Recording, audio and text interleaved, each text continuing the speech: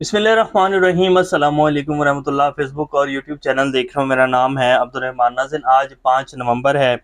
बड़े बेआबरू होकर तेरे कूचे से निकले, जिन पत्तों पर तकिया था वही हवा देने लगे, और खोदा पहाड़ और निकला चूहा। आज ये सारे मुहावरे जी याद आ रहे हैं, क्योंकि आज की जो ख़बरें हैं जी वो कुछ इसी तरह की हैं। जो उम्मीदें थी कुछ इस निज़ाम से कि शायद पाकिस्तानी अवाम को हमारे इस निज़ाम से कुछ मिल जाएगा, तो आज वो सारी की सारी उम्मीदें जी ज़मीं बोस दफन कर दी गई हैं। क्योंकि जो तफसीलात अभी तक सामने आई हैं जी वो बड़ी हैरान कुन हैं, बड़ी परेशान कुन है। पिछले 24 घंटे में जिस तरह ये पूरी अशराफिया ने जो है वो भागम भाग जो बिल पास करवाए हैं, 30 मिनट के अंदर 6 बिल जो हैं वो पास करवा लिए जाते हैं।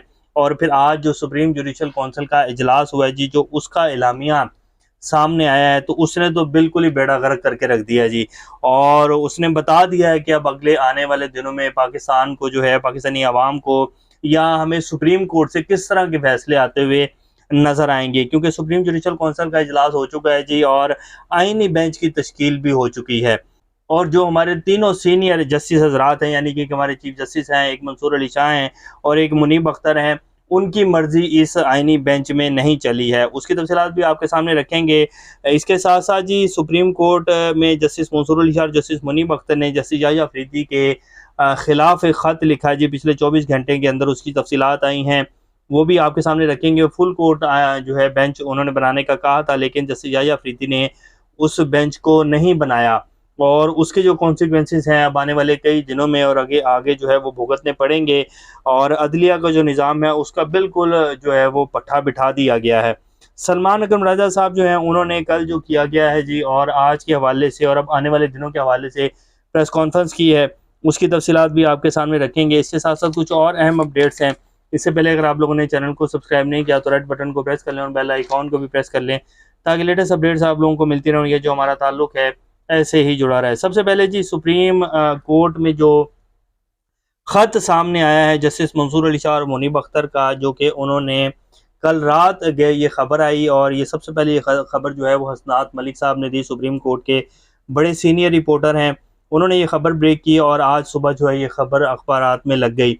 उन्होंने कहा कि जी जस्टिस मंसूर अली शाह और जस्टिस मुनीब अख्तर ने ख़त लिखा है, जिसमें कहा गया है कि 31 अक्टूबर को कमेटी की मीटिंग में आईनी तरमीम का केस फुल कोर्ट में लगाने का फैसला किया गया था। केस 4 नवंबर को फुल कोर्ट सुनेगी, ताहम कमेटी फैसले के बावजूद कोई कॉज लिस्ट जारी नहीं हुई। खत में बताया गया कि दोनों सीनियर जजेस ने 31 अक्टूबर को चीफ जस्टिस से कमेटी इजलास बुलाने का मुतालबा किया था। चीफ जस्टिस के इजलास ना बुलाने पर सेक्शन 2 के तहत हम जजेस ने खुद इजलास बुला लिया, यानी कि जस्टिस मंसूर अली शाह और जस्टिस मुनीब अख्तर ने।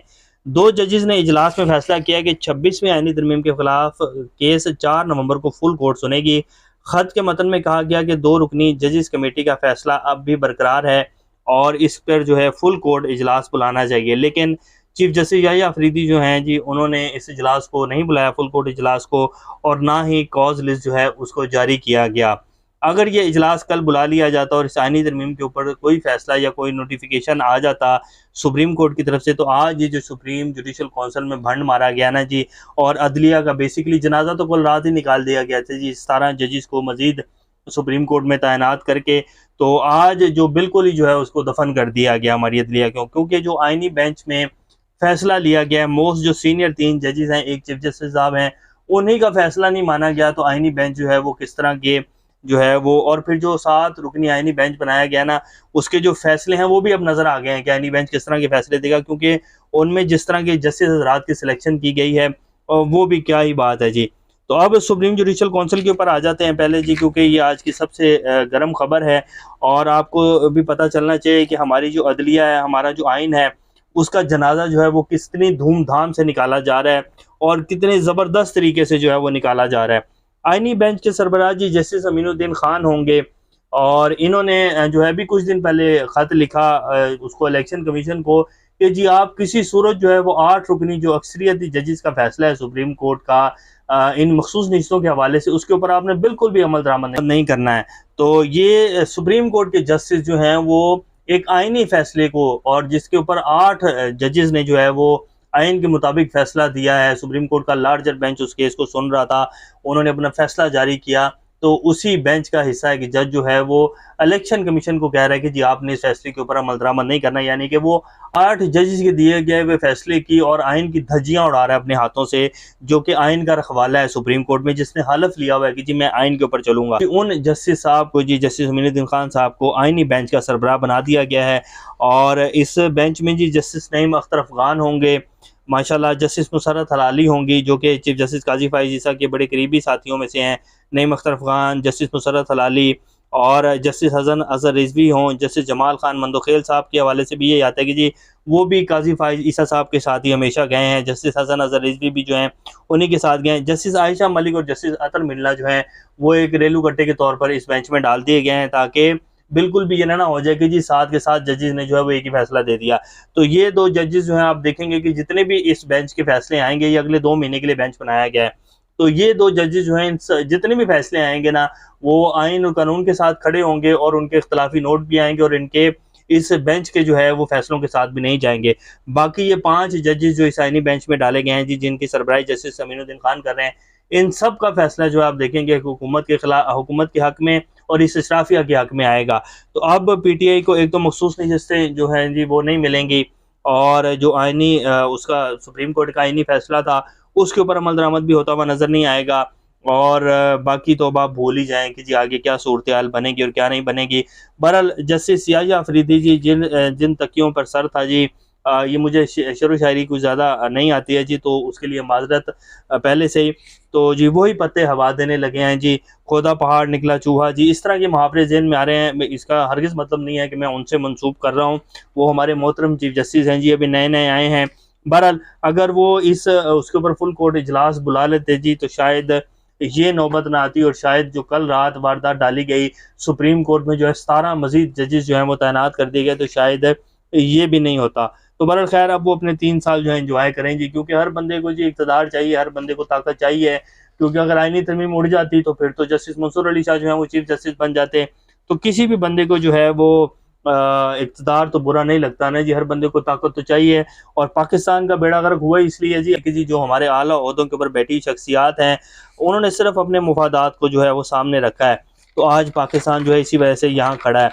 अब आ जाते हैं कि जी सलमान अकरम राजा साहब और पीटीआई का क्या मौक़िफ़ है जी। पीटीआई कह रही है कि जी पहले आपको बता ही देते हैं, उन्होंने जो प्रेस कॉन्फ्रेंस की है, हम पर हर वो दरवाज़ा बंद कर दिया गया जो हमें इंसाफ देगा। अब अगर मुझे या आपको उठा लिया गया तो वही हशर होगा जो इंतज़ार हुसैन पंजूता का हुआ है।